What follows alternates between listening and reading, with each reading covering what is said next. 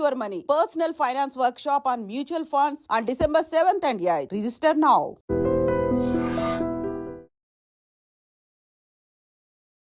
Hi hello నమస్తే, welcome back to ఐటర్ media. ఈరోజు మనతో ఉన్నారు EB5 visa expert, immigration consultant, అలాగే హైకోర్టు అడ్వకేట్ అయిన ఆదిత్య మల్లెల గారు.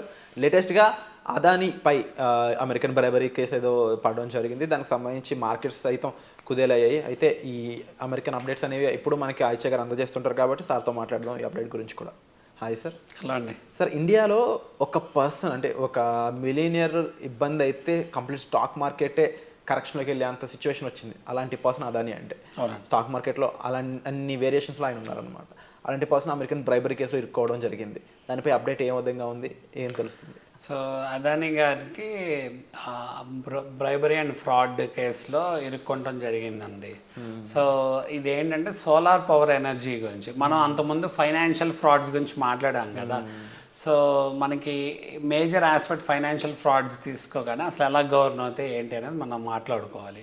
ఎందుకు ఈ యుఎస్లో ఆయన మీద బ్రైబరీ అండ్ ఫ్రాడ్ ఎలిగేషన్స్ జరిగినాయి, ఇండైట్మెంట్ జరిగింది అంటే, సో చాలా బిలియన్స్ ఆఫ్ డాలర్స్ అనే మనీ ఆయన ఒక $175 million ఏమో బాండ్స్ కింద, అలానే $2 billion ఏమో లోన్స్ కింద రైజ్ చేయడం జరిగిందనమాట Adani green group.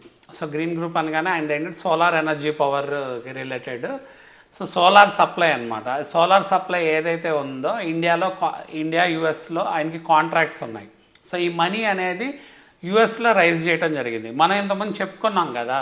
So financial aspects, financial frauds ఇవన్నీ కూడా యుఎస్లో చాలా స్ట్రిక్ట్గా ఉంటాయి. అలానే సెక్యూరిటీస్ ఎక్స్చేంజ్ ద్వారా గవర్న్ అయి ఉంటాయి. మన EB5 వీసాలో కూడా మాట్లాడుకున్నాం. EB5 వీసాలో ఏంటి, మనకి EB5 వీసా అనగానే మనం ఫాస్ట్గా గ్రీన్ కార్డ్ రావాలి, మన యూఎస్లో వెళ్ళి సెటిల్ అవ్వాలి మన ఎంటైర్ ఫ్యామిలీ అనగానే EB5 వీసాని ఆప్ట్ చేసుకోవచ్చు. అలానే EB5 వీసాలో సోర్స్ ఆఫ్ ఫండ్స్ కావాలి అని మాట్లాడుకోవడం జరిగింది. సోర్స్ ఆఫ్ ఫండ్స్ అనగానే $800,000, 8 crores మనీని తీసుకెళ్ళి అక్కడ ప్రాజెక్ట్స్లో మనం ఇన్వెస్ట్ చేస్తున్నాం. ఆ మనీ మళ్ళీ మనకి వెనక్కి వస్తాం జరుగుతుంది నెక్స్ట్ 3 to 5 yearsలో అని మాట్లాడుకోవడం జరిగింది. అయితే ఈ 8 crores ఇన్వెస్ట్ చేసేటప్పుడు గ్యారంటీ గ్రీన్ కార్డ్ వస్తుంది, ఈ 8 crores అక్కడ ఇన్వెస్ట్ చేస్తున్నాం, ఈ మనీ వెనక్కి వస్తుంది అని చెప్పుకుంటున్నాం కదా. సో మరి ఆ 8 crores అక్కడ ఇన్వెస్ట్ చేస్తున్నప్పుడు ఎలా గవర్న్ అయ్యి ఉంటుంది, ఏంటి, ఎటువంటి ప్రాజెక్ట్స్లోకి వెళ్ళిద్ది, ఇవన్నీ మాట్లాడుకున్నాం కదా. దాని ఒక ఫైనాన్షియల్స్ ఏంటి, దాని ఒక రూల్స్ ఏంటి, లాస్ ఏంటి, ఏం చెప్తుంది ఏంటి అనేది మన ప్రీవియస్ యూట్యూబ్ వీడియోస్లో చూసుకుంటే దాని డీటెయిల్స్ కూడా ఉన్నాయి. సో మనకి SEC అని చెప్పి సెక్యూరిటీస్ ఎక్స్చేంజ్ కమిషన్ గవర్న్ చేయడం జరిగింది. ఎలా అయితే మనకి ఇక్కడ సెబీ ఉందో అక్కడ యుఎస్లో సెక్యూరిటీస్ ఎక్స్చేంజ్ కమిషన్ ఉందన్నమాట. మన EB5లో సోర్స్ ఆఫ్ ఫండ్స్ అక్కడికి వెళ్ళినా కూడా ఫస్ట్ ఏంటంటే అసలు రీజనల్ సెంటర్కి వెళ్తున్నాయి అనమాట. ఒక స్పెషల్ పర్పస్ వెహికల్ అనేది క్రియేట్ చేయడం జరిగింది, ఒక separate escrow bank account. So ఈ పర్టికులర్ ప్రాజెక్ట్ కోసం EB5 ఫండ్స్ రైజ్ చేయడం కోసం రీజనల్ సెంటర్స్కి approvals federal government, authorized federal government నుంచి United States citizenship service and immigration service నుంచి వచ్చి ఉంటుంది. అయితే ఈ అకౌంట్ని ఆడిట్ రూపంలో స్టేజెస్ వైజ్గా మనీ ప్రాజెక్ట్లోకి వెళ్ళిద్ది for the fulfilment of conditions in the conditional green card. So conditional green card మన నెక్స్ట్ 12 to 24 monthsలో వస్తుందని మాట్లాడుకున్నాం కదా. దాంట్లో కండిషన్స్ ఉంటే ఆ కండిషన్స్ రివోక్ అయితేనే పర్మనెంట్ రెసిడెంట్ గ్రీన్ కార్డ్ వస్తుంది జరిగింది. So which is unconditional green card. So దానికి కండిషన్స్ ఫుల్ఫిల్ అవ్వాలి అంటే ఈ మనీ, ఫారెన్ ఇన్వెస్ట్మెంట్ మనీ మనం ఏదైతే ఇన్వెస్ట్ చేస్తామో అవి అక్కడ ఎకానమీ, ఎంప్లాయ్మెంట్ జనరేషన్ ఇవన్నీ ఫుల్ఫిల్ చేయాలి కదా, ఇన్ఫ్రాస్ట్రక్చర్ డెవలప్మెంట్, లేకపోతే అక్కడ ప్రాజెక్ట్లో ప్రోగ్రెస్ అనేది. సో దాని మీద స్క్రూట్నీ డెఫినెట్గా ఏంటంటే అక్కడ ఫైనాన్షియల్ కంప్లైంట్స్, ఎకనామికల్ అంటే ఎకనామిక్స్కి రిలేటెడ్ ఎకనామికల్ కంప్లైంట్స్ ఉన్న certified people, authorised people involve అయి ఉంటారని మాట్లాడుకున్నాం. అలానే రెగ్యులర్ ఇంటర్వెల్స్లో ఆడిటింగ్ జరిగింది. అలానే మనకి ఇక్కడ రేరా యాక్ట్ లాగా ఆ మనీ డైవర్ట్ అవడానికి లేదు. రైజ్ చేసిన మనీ స్టేజెస్ వైజ్గా అక్కడ రూల్స్ అండ్ రెగ్యులేషన్స్ బట్టి ఇన్వెస్ట్ చేయడం జరిగింది. దాని మీద సెబీ ఎలా ఉందో ఇక్కడ SEC securities exchange commission governance ఉంటుంది అని చెప్పి మాట్లాడుకున్నాను. సిమిలర్ వే ఎప్పుడైతే యుఎస్లో అదాని సోలార్ పవర్కి related, solar power contracts related money raise చేయడం జరిగిందో, so same securities exchange commission అనేది సో అక్కడ వాళ్ళ స్క్రూట్నీ జరిగింది అనమాట ఫైనాన్సెస్ మీద. సో వాళ్ళు ఐడెంటిఫై చేసింది ఏంటంటే ఈయన మీద ఫ్రాడ్ అండ్ బ్రైబరీ ఐడెంటిఫై చేశారు. అంటే ఎలిగేషన్స్ వచ్చినాయి. So department of justice, FBI, so federal bureau of investigation, securities exchange commission 3 departments కూడా వాళ్ళని ఇన్వెస్టిగేట్ చేయడానికి ట్రై చేస్తే అదాని గ్రూప్ సరిగ్గా సహకరించలేదు అనేది కూడా ఉందన్నమాట. అయితే మనకు దాని మీద వస్తున్న రూమర్స్ ఏంటి అంటే, ఒకటి ఇక్కడ ఇండియాలో ఆయన అన్ని గవర్నమెంట్స్తో, ఎస్పెషలీ ఆంధ్రప్రదేశ్ గవర్నమెంట్తో అలానే డిఫరెంట్ గవర్నమెంట్స్లో బ్రైబ్ ఇచ్చి ఆయన అక్కడ లోపాయకారీ చేసి టెండర్స్ అప్రూవ్ చేసుకొని ఎక్కువ మనీకి కొనుక్కునేటట్టు, సోలార్ పవర్ని ఎక్కువ మనీకి గవర్నమెంట్ కొనుక్కునేటట్టు చేశారు అని చెప్పేసి ప్రూఫ్స్ ఉన్నాయి అని చెప్పి అక్కడ యూఎస్లో మనీ రైజ్ చేసినందుకు ఆయన మీద ఈ కేసెస్ అనేది పెడతాం జరిగింది.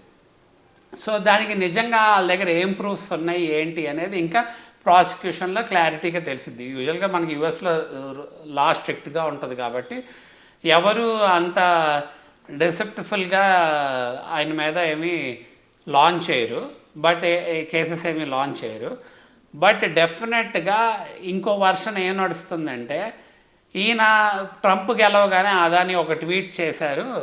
సో ఇండియాకి, ట్రంప్కి మోడీకి ఎలా అయితే రిలేషన్స్ ఉన్నాయో Adani is backed up by mod a అని చెప్పేసి దాన్ని బేస్ చేసుకొని ఎవరైతే డెమోక్రాట్స్ ఉన్నారో, ఇప్పుడు వాళ్ళు గెలవలేదు కాబట్టి వాళ్ళకి అగ్నెస్ట్గా ఓటింగ్ ప్యాటర్న్ నడిచింది కాబట్టి, సో రిపబ్లికన్స్కి సపోర్ట్ చేశారు, ట్రంప్కి సపోర్ట్ చేశారు కాబట్టి అందుకని అక్కడ ఉన్న వాళ్ళు కూడా అంత సింపటైజర్స్ అందరూ కూడా ఇదేంటి డెమోక్రాట్స్కి రిలేటెడ్ సింపటైజర్స్ కాబట్టి ఆయన మీద ఈ ఎలిగేషన్స్ వేయటం జరిగింది. సో దట్ ఏంటంటే ఒక ప్రతిష్ట దెబ్బతినేటట్టు చేయటం అనమాట. అలానే ఒకవేళ అదాని కూడా అనౌన్స్ చేశారు ఆయన కూడా, ఇది మా మీద ఏదైతే ఎలిగేషన్స్ చేశారో అవన్నీ నిజం కాదు, మేము ప్రూవ్ చేసుకుంటాం, వీ విల్ స్టాండ్ స్ట్రాంగ్ అని చెప్పి. ఎందుకు అంటే అదాని మేజర్ ఇన్వెస్టర్ కదా, మనకి ఆల్ అక్రాస్ ఇండియా తీసుకుంటే ఇప్పుడు చాలా major company Adanis and like Reliance, అంబానీసే కదా, టాటా కాకుండా. సో అలానే ఏంటంటే ఈ ఎలిగేషన్ చేయటం వల్ల షేర్స్ కూడా లక్షల్లో ఆయనకి పడిపోవటం జరిగిందనమాట. సో ఒక రకంగా ఏంటంటే ఇండియన్ ఇన్వెస్టర్కి రిలేటెడ్ మార్కెట్ని ఒక రకంగా కొట్టినట్టే అనమాట. సో ఎవరన్నా మనకేంటంటే రీజనబుల్గా క్లాసిఫై చేయకుండా ఎవరైనా ఎలిగేషన్స్ వేశారనుకోండి, రేపు డిఫమేషన్ సూట్స్ అనేది లాంచ్ చేయడానికి ఉంటుంది. అదాని అయినా అక్కడ ఎవరైతే ప్రాసిక్యూషన్ ఇల్లీగల్గా ఫ్రేమ్ చేశారు నా మీద అంటే డెఫినెట్గా ఏంటంటే ఆయనకి అడ్వాంటేజ్ అయ్యే సిచ్యువేషన్ ఉండొచ్చేమో. బట్ ఏదైతే ఇప్పుడు ఎలిగేషన్స్ నడుస్తున్నాయో బ్రైబ్ అండ్ ఫ్రాడ్ మాత్రం ఈ ఆస్పెక్ట్స్ కింద, అంటే ఫారెన్ ఇన్వెస్ట్మెంట్ ఫండ్స్ ఎప్పుడైతే రైజ్ చేశారో ఇక్కడ సోలార్ పవర్ కాంట్రాక్ట్స్ యూజ్ చేసుకొని ఆ ఫేమ్ని యూటిలైజ్ చేసుకొని అక్కడ ఫండ్స్ రైజ్ చేయడానికి ఉపయోగించుకున్నారు. అవన్నీ ఆ బాండ్స్ రూపంలో కానీ లోన్స్ రూపంలో కానీ అవన్నీ ఐడెంటిఫై అయినాయి, మా దగ్గర ఫుల్ ఎవిడెన్సెస్ ఉన్నాయి అని చెప్పడం జరుగుతుంది అన్నమాట. సో తప్పకుండా అంటే ఇలాంటి సిచ్యువేషన్స్ అనేవి, ఈవెంట్స్ అనేవి అక్కడ అవుతున్నప్పుడు కూడా మనం జాగ్రత్తగా ఉండాలి, ఎందుకంటే మన మీద కూడా ఇంపాక్ట్ అనేది చూపిస్తుంది. ముఖ్యంగా ఏంటి అంటే సార్, చాలామందికి ప్రొఫెషనల్ని ఎందుకు మీట్ అవ్వాలన్నప్పుడు ఇలాంటి సిచ్యువేషన్స్, ఇలాంటి ఈవెంట్స్ మెయిన్ రీజన్ చెప్పొచ్చాం బాస్. ఎందుకంటే మన అసంప్షన్స్లో పడి మనం న్యూస్ పేపర్లో న్యూస్ చూసి మనం వేరేగా ఫైనాన్షియల్ ఫ్రాడ్స్ గురించి మాట్లాడుకున్నాం కాబట్టి ఇప్పుడు EB-5 వీసాలో కూడా మన డబ్బులు హార్డ్ ఎర్న్ మనీ మన అక్కడ ప్రాజెక్ట్లో ఇన్వెస్ట్ చేస్తున్నప్పుడు ఎవరైనా జాగ్రత్తగా చూసుకొని స్క్రూటినీ చేసుకొని ఇన్వెస్ట్ చేయాలి. అలానే లీగల్ డాక్యుమెంటేషన్ చూసుకోవాలి. అవన్నీ మనం చాలాసార్లు చెప్పడం జరిగింది ప్రీవియస్ యూట్యూబ్ వీడియోస్లో. లీగాలిటీస్ ఏంటి, సెక్యూరిటీస్ ఏంటి, సీనియర్ లోన్స్ అంటే ఏంటి, ఎలా ఫండ్ని ఎలా క్లాసిఫై చేయించుకోవాలి, అలానే అక్కడ షూరిటీ సెక్యూరిటీస్ ఉన్నాయా లేవా, ప్రాజెక్ట్ రిలయబిలిటీ ఏంటి, ఎటువంటి పీపుల్తో అసోసియేట్ అవ్వాలి, వాళ్ళ ట్రాక్ రికార్డ్ ఏంటి చూసుకోవాలని చెప్పడం జరిగిందో ఇది కూడా అదే కేటగిరీలోకి వస్తుంది అనమాట. అంటే అక్కడ రూల్స్లో డెఫినెట్గా లా స్ట్రిక్ట్గా ఉంటుంది. సో మనకి SEC సెక్యూరిటీస్ ఎక్స్చేంజ్ కమిషన్ ద్వారా గవర్న్ అయి ఉంటుంది. బట్ ఏంటంటే మన డ్యూ డిలిజెన్స్ మనం చేసుకోవాలి. ఎందుకంటే EB-5 investment is deemed to be at risk. ఆ రిస్క్ని తగ్గించి మిటిగేట్ చేసి మనం ఎడ్యుకేట్ చేసి కాన్ఫిడెంట్గా ఇన్వెస్ట్ చేసి మన డబ్బులు మనం వెనక్కి తెచ్చుకుంటాం, ప్లస్ మన గ్రీన్ కార్డు మనం తెచ్చుకుంటాం అనేది ఇంపార్టెంట్ కాబట్టి. Wonderful sir. అండ్ మీకు ఎటువంటి డౌట్స్ ఉన్నా సరే డిస్ప్లే అవుతున్న నెంబర్స్ కాల్ చేసి మీరు సార్ యొక్క పర్సనల్ అపాయింట్మెంట్ ద్వారా హెల్ప్ అనేది తీసుకోవచ్చు. Thank you so much. Thank you.